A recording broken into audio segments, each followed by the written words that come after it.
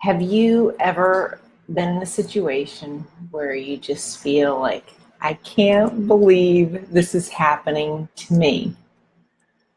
I know that in my life, I've been there several times, and sometimes it just feels like things keep on getting worse and worse. I don't know how this video finds you today, but I want to encourage you because today I have a word for you.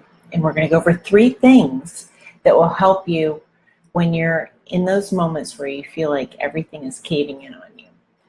What I've learned from experience is that usually life never happens the way we plan it, the way we think it's going to happen. And we get surprised, and we're surprised that we're surprised. And, you know, I find also that God rarely works in the way I think he should, or he just surprises us, and he works in unexpected ways, and he brings these situations into our life that are uncomfortable, that we don't want, and we try to avoid them. And the person that we're going to talk about today is Jochabed. Jochabed is the mother of Moses. Last time we were looking at a biblical narrative, we were looking at the life of Joseph. Joseph went into Egypt. He was used to save the life of his family. He was helping Pharaoh, the king, and he was second in command. After 400 years had passed, actually after a new Pharaoh, a new king came in, he started getting fearful of the Hebrew people because they kept on growing, and he wanted to just make sure that they, he took care of their manpower, he used it, and he placed them as slaves. They kept on growing, and actually when we open the biblical narrative in Exodus 2, a genocide is taking place. And the Pharaoh has commanded that all the young boys be thrown into the Nile River. And that was a very inconvenient time for Jochabed to find out that she was pregnant. And my goodness, how many times we have received news that has been inconvenient for us, that has disrupted our plans. We never plan on a sickness. We never plan on a death of a loved one. And even good news for us, our children, they were all good news, but our fourth, our youngest, was the biggest surprise. And that changed all of our plans. I was making my plans. Oh, the boys are a little bit older. I'll be able to travel with my husband, and we'll be able to do ministry together, and it'll be so nice. And when I find out I'm pregnant again, it's like when you're playing a game, a board game, and you get put back to square one. You have to start all over again. And during this time, we were having our quiet time in Isaiah 55, verses 8 and 9, where God states, my thoughts aren't your thoughts. My ways aren't your ways. My ways are higher than your ways. My thoughts are higher than your ways. My thoughts are higher than your thoughts. And even though you know this, when you receive this news, you struggle, you have that tension, because there's things that you desire to do, and you find that you can't do them.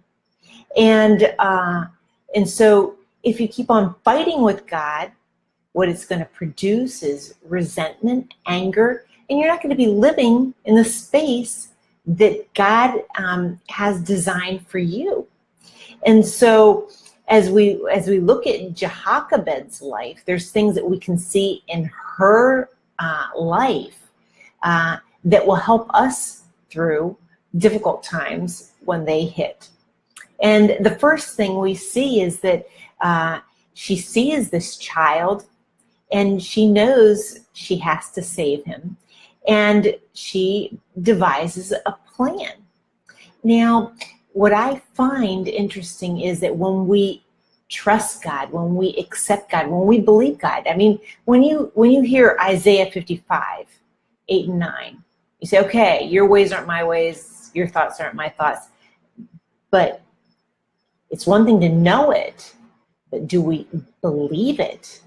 Because see, when we have our belief system in place, we set ourselves up for a victory.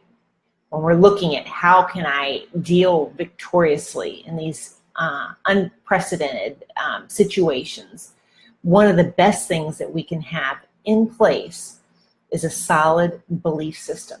Not just things I know, not just things I might think. That's why God tests us. And through those testings, we can really find out for ourselves if what we know and we think we believe, we really believe. Because when we believe, we step into peace, we step into fullness, and this is what God wants for you and for God wants for me. And so we see that Jochabed, she begins to find a way. And so she hides the child for 3 months, right? And really puts her family in danger. Her family could have costed all their lives. But she steps out in faith, her and her husband. So they preserve this child. And then what we see is God gives her an idea for a plan. And see, God will put us in a creative space. He will give us new things, and he will work through these difficulties to use them to be able to minister to other people, to be able to reach out to them. And so she has this idea of creating this ark, this little boat to put the baby in and place him on the Nile River so that Pharaoh's daughter, as she's bathing, will see the child. Now, when you think of the Nile, that was the place that was designated to take Moses' life away. And here, God has her put him in the Nile herself, but in this little boat, with this plan. When Pharaoh's daughter sees the child and hears him crying, she's filled with compassion. Miriam, Moses' sister, runs over and she says, I need a handmaid, and I need someone to raise this child. And so Miriam calls her mother. And Jochabed is given probably 5 years approximately to raise Moses. And then she was going to have to hand him over to the princess for her to raise him, to finish the task. And so when I think of the belief system we were talking about, I think also about her great task. And I brought this. This is a brick. Oh, it's moving. There we go. Beliefs. And her belief system, as she worked in the lives of her children, and she worked in the life of Moses, she began to establish this belief system, setting the foundation for his life. She had no idea what God was going to do with that son. Her son was going to go on to actually be an icon for the Hebrew people. He was the founding father. He was the one who wrote all the judiciary system, the legislation. He wrote the first 5 books of the Bible. And she didn't know that, but she was faithful in setting that foundation, those 5 years. And here I want to talk to those young moms who are really working hard out there. Keep up the good work. Keep on teaching those children. It seems like they don't understand sometimes.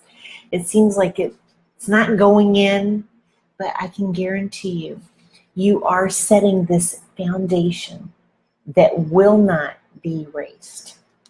So as we continue to look at Jochebed's life, she has those 5 years with her son, and then she has to what? Give him back to the princess. Actually give him over to the princess. And then you think, here, Moses was in danger, the place, the Nile. In the Nile, he found his deliverance. The person was Pharaoh, the one who wanted to take away his life. And Pharaoh was the one who ended up what? Paying for Moses, for his education, for everything that he was doing. And so here you see the enemy ended up what? Paying for his preparation. And I think of also the moms who are maybe in a middle phase. Maybe your child's over 5, but you're still trying to keep on rearing them and helping them. Just continue to be consistent. Be consistent, because you know what? That will pay off. And so as we look at these 3 things, okay, the first thing we look at is our belief system. To have victory, we need to know what we believe, because this is the foundation for our lives, the foundation for our families, the foundation for our children. And then the thing I think about also is that God is writing a story. And hand over the pen. Hand the pen over to God. Because you know what? He's writing our story. And sometimes we want to get involved in our children's lives, and we want to start writing over it, and we want to rewrite.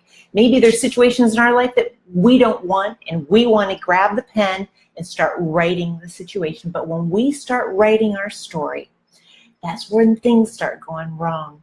And that's why we need to believe. We need to trust. And that's the way we can actually honor God, is trust and faith.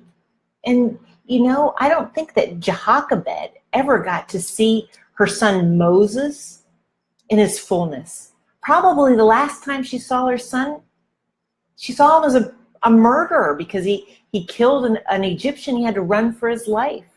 I don't think she ever saw her son return to Egypt. I don't think she saw the 10 signs. I don't think she saw the children of Israel crossing the Red Sea.